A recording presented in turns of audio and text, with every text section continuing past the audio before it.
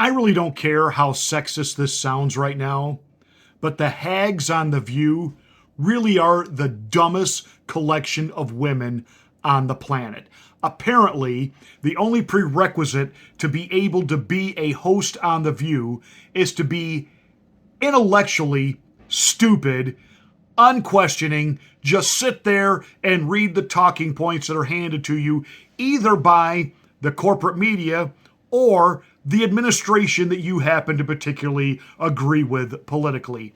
Other than that, any real analysis or thought ain't gonna happen. And so this was their take on the difference between Donald Trump taking files and Joe Biden taking files. That there are differences in what happened. Yes, but the optics are not good. Well, we all know that Trump is a liar and a thief.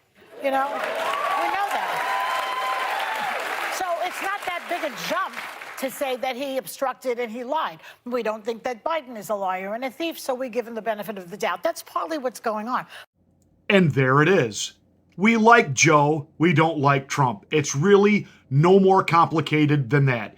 This hypocrisy of theirs is driven by Trump derangement syndrome, not an actual understanding of the law. Let's get ready to rumble! You can't handle the truth.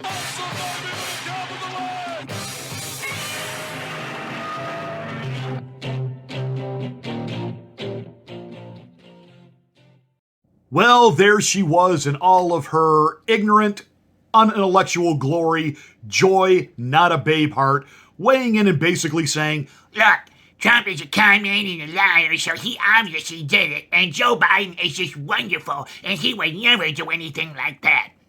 You know, there was a time that journalists did investigation. They looked into things. They didn't just read from the talking points of the administration, or in this case now, it's the deep state. There were CIA lawyers on CNN and PMSNBC over the past 24 hours basically explained that what Biden did is no big deal, every president does it. But yet they kicked in the doors of Mar-a-Lago. So they've got a problem on their hands in that going after Trump now, and now that there's this thing with Joe Biden, and so the way they're trying to spin it is, well, there was a difference. It was a difference in the way Joe handled it versus the way Donald Trump handled it. And of course, Whoopi Goldberg was on hand to, again, explain it to us. The White House says it's been cooperating with the National Archives and Justice Department's review since November after discovering classified documents from when the president was the VP. Well, aside from the facts that Biden turned over the documents as soon as they were found and has been cooperating with authorities, unlike some folks who had to have a subpoena and said they had turned over everything. You know, like Joe Biden, as soon as he heard about it, he just immediately did the right thing. Actually, these documents were supposedly found right before the midterm elections, but they didn't report it until after the midterm elections. Now, why is that? Oh, because they realized that the Republicans were going to be taking over the House of Representatives. And rather than the Republicans discover this and hit them blindside with it, they decided to get out ahead of the story. This was not about they found it. They knew they were there the whole time. This is not about in a timely fashion. They dealt with it immediately. Joe Biden hadn't been vice president since 2017. 2022. That's 5 years. So 5 years he had those records. Donald Trump had been out of the White House less than 2 years. But you know who's helping Whoopi make this mental leap? None other than the hump himself, Karl Rove, because again, proving that the deep state and the swamp is just as nasty on the right side of the aisle as it is the left side of the aisle. For example, how many documents? In Biden's case, there appear to be about 10. In the case of President Trump, hundreds. How did they get there? We don't yet know how the documents got to the Biden office connected with his activities on behalf of the University of Pennsylvania. We know that President Trump ordered the removal of the documents to Mar-a-Lago. How responsive were they when the Biden people found out about it? They immediately called the appropriate authorities and turned them over. We spent a year and a half watching the drama unfold in Mar-a-Lago, and it had to end in a police search to recover the documents. There he is, that techno genius with his little whiteboard, pointing out, Mr. Authority with the whiteboard. Funny, how many election cycles now has he sat there with that whiteboard on faux pas news, formerly known as Fox News, and gotten races wrong? And he's supposedly the expert. See, Karl Rove is to politics what Anthony Fauci is to science. Karl Rove is nothing more than a mouthpiece for the status quo, the political establishment, and part of the Bush crime family. That's Karl Rove. Period. That's it. That's all you need to know about him. There's a difference. There are only 10 documents, and well, first of all, how do we know that? Because that's what you were told. Maybe it was 110 documents. We don't know. It's irrelevant at this point. And there were hundreds taken from Donald Trump. Yeah, literally hundreds, most of which were not classified. Or I should say, were not marked classified. They just went in and took them all. And again, I'll walk you through this again. We talked about it yesterday. I'll do it again. A president has the authority, per the Constitution, to classify or declassify anything he or she so chooses to do. Period. He can classify the menu of his favorite Chinese takeout that he keeps in the desk drawer in the Oval Office. If he wants that classified, he can say that's classified. Nobody touch it. Nobody look at it. For my eyes only. He can do that. He's the president. He can also declassify. A vice president does not have that authority. And it's amazing. You would think Karl Rove would point that out. But of course, no. He's there as part of the collective of the swamp, using the talking points there on another lying legacy, corporate, corrupt, mainstream media outlet. And yes, Fox News is. They got a couple people over there that you can get the straight deal from. But for the most part, they're all part of corporate media. And so this is the official narrative. They are going to concede, yeah, this isn't looking good for Joe, and this is going to be even harder now for the DOJ to make the case against Donald Trump. It's going to be really tough. And you're even hearing people from the liberal side of the aisle all of a sudden now, well, every president has done this. Every administration, there's been this issue of what files they could take and what files they couldn't. And so, it's this, there's no there. Well, as soon as they say that, there's a there. And Donald Trump had the authority to declassify. Joe Biden didn't. So what were those files? Why did he take them? Why are we not asking those questions? Now, Karl kind of did, but he did it in a backhanded way. Well, we don't know how those files got in that closet, but we do know that Trump ordered his files to be taken. Yeah, duh. As did Bill Clinton, as did your boss, W. As did Reagan, as did Carter, as did every president. They take all that stuff because they put it in their presidential libraries because they think someday people just can't wait to see, some budget proposal, some whatever from 19 whatever. I told you yesterday, all of that canard and that hysteria, that phony made-up hysteria about nuclear codes, spy names, undercover. Stop. The nuclear codes are changed all the time, and they were certainly changed as one administration was exiting and a new one was coming in. So, again, it was bullhawk theater. It was designed to knock Donald Trump's legs out from under him and keep him from running. It's funny. They keep referring to him as a buffoon, but why are they so afraid of him? So CBS News, in a random act of journalism, actually followed up with another report saying, The 10 documents that are marked classified are like super classified. Here in Washington, we've got some new reporting tonight on those Biden documents. Today, we learned some were marked highly classified.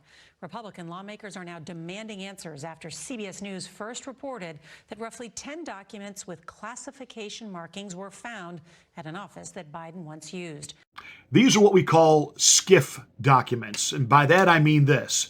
Members of Congress and those who have been approved to have the authority to look at this level of high-class, top-secret information,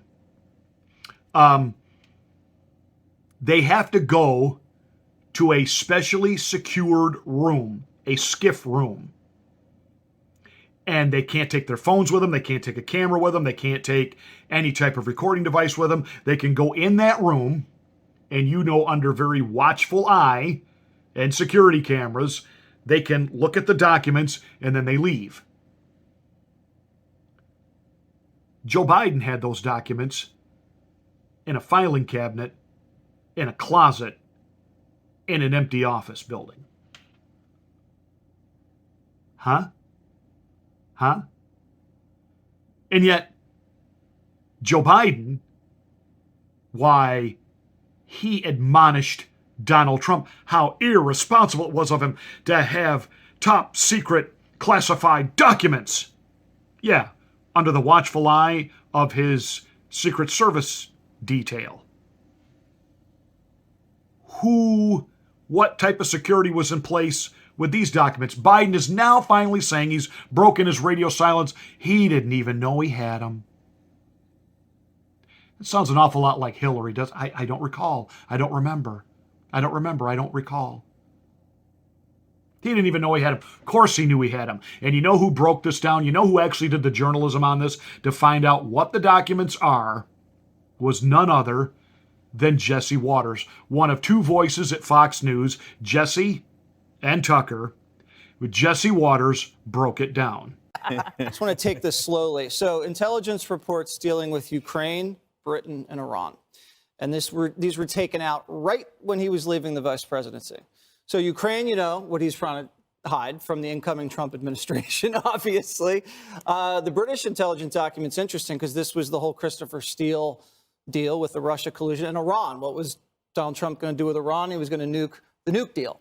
So he didn't want the Trump administration to have his dirty little hands on any of those things. So he disappears with the documents. And the Biden Center for Diplomacy, they call it a think tank, which is generous. They don't open for an oxymoron. They don't open for a year. So where are the documents that are classified for an entire year? And then who moves those documents into this think tank, if you can call it that? Now, also, at the last week of the Biden vice presidency, where was Biden? Biden was in Ukraine. Biden went all the way over to Ukraine for some reason, and that prosecutor was fired, and Burisma gives a load of money to the Atlantic Council. Everything just kind of wraps up in a nice bow. So then they open the Biden Center with Chinese money. He announces he's doing the Biden Center at UPenn, and all of a sudden, China quadruples their donations to the University of Pennsylvania. A lot of it anonymous. So they open up this big center, $65, $75 million donations flooding in. And the Biden Center, and UPenn specifically, of all the institutions in the Ivy League, is the most pro-China.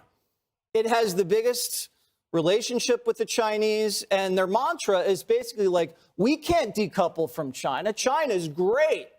And the Biden Center is at the forefront of this big effort. Now, in terms of the national security implications here, where do you think the Chinese have greater access? To a think tank, 15-minute bike ride from the Chinese embassy in Washington, D.C., or a basement at Mar-a-Lago on an island in Florida guarded by the Secret Service? I wonder if the janitors at the Biden Center were Chinese operatives. I can only guess, but I feel like that's just a little bit more suspicious. And there's also these other emails coming out from the Hunter laptop. They were looking at the Biden Center as basically the Clinton Global Initiative. Yes. And I think Hunter Biden was going to have an office there. Now, why does Hunter Biden need an office at the Biden Center when he already has this other office that he's sharing with the Chinese in Georgetown? A lot of centers, and you can never get anything out of these centers. You know, they have declassified information at this one, and then they have all the documents about the rape accusation from that woman when he was a senator. They have those locked under guarded key at the University of Delaware. It's like every institution that Biden's associated with has some sort of national security or criminal implication. So, Hey, Whoopi Goldberg, appropriating a nationality that you're really not a member of. That's what we call journalism, Whoopi. Not just reading the talking points that are handed to you by the White House press secretary saying, here, read this, say this, which is what 90% of the news does right now. You see the financial connection. We talked about this yesterday. You know, did the Chinese government get to look at these files for all of that money that went into the Penn Biden Center? Good job, Jesse.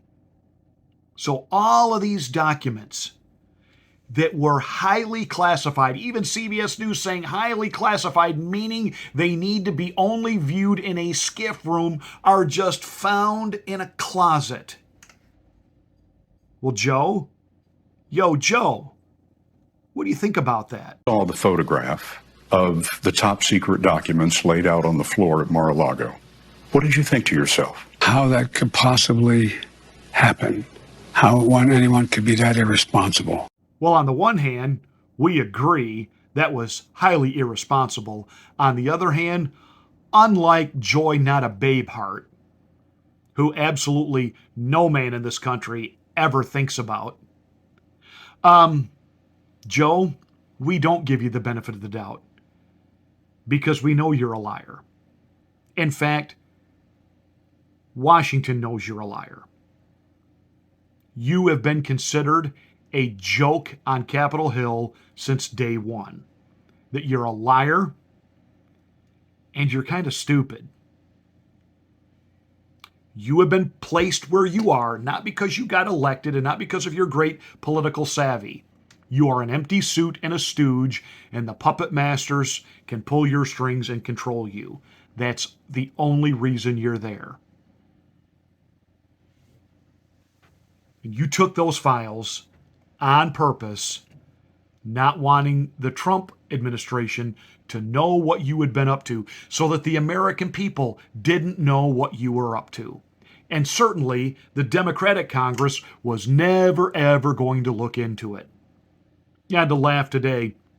I'm getting ready to do a monologue on the new McCarthyism, what the House of Representatives looks like right now under Kevin McCarthy. And I'll say this, at least for the first week, because of the pressure put on him by those 20 patriotic conservatives, he's towing the line. He's towing the line. He defunded the 87,000 new IRS agents, so an armed IRS agent will not be coming to a neighborhood near you to audit you. Isn't that funny? That does show you the Biden administration. They will arm the IRS to take your money, but they won't put additional security and border patrol on our border. In other words, you're the enemy, not the people pouring in here illegally. Today, Eric Swalwell and Adam Schiff-for-Brains and the rest of that ilk all whining and complaining that Kevin McCarthy kicked them off their committees. First of all, the arrogance of that. Their committees? Those are America's committees, number one. Number two, like Nancy Botox Pelosi didn't kick a bunch of Republicans off committees. You know, give me a break. And certainly pulled chairmanships away from them. So come on, acting like this is a big thing. And by the way, Eric, how you're able to still be in Congress when you were sleeping with a Chinese spy. Don't tell me a little nookie and pillow talk. And she's looking deep in your eyes saying, oh, Eric, me love you long time. That she wasn't with you because of your great wit, your charm, or your looks. So she was obviously getting information out of you, and you were too stupid to even know what was going on. But yet, you want to cry foul that Kevin McCarthy removed you from your committee. And what was your committee again? Oh, yeah. National Security. So there's a house cleaning taking place, which is a good thing. And Biden has been caught. Sorry to disappoint you, Whoopi. It isn't. As soon as he discovered these files, he turned them right over to the DOJ. Sorry, Karl. It wasn't a year of Donald Trump hanging on to it. Biden hung on to them for 5 years. His people knew they had him. And as long as their party was running everything, it was never going to come out, Karl. Never. And you know that. Which only proves what a lying, and I'm sorry, douchebag you actually are. You are nothing but status quo, deep state cover. Go away.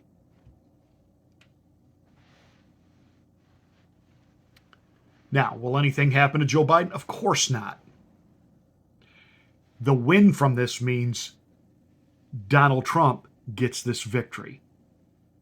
Because notice, they aren't going after any of the other offices of Joe Biden. You would think, gee, Shazam, Batman, we found these 10 documents in this here file cabinet in the closet. You think with the other offices Joe Biden's got, he might have some more?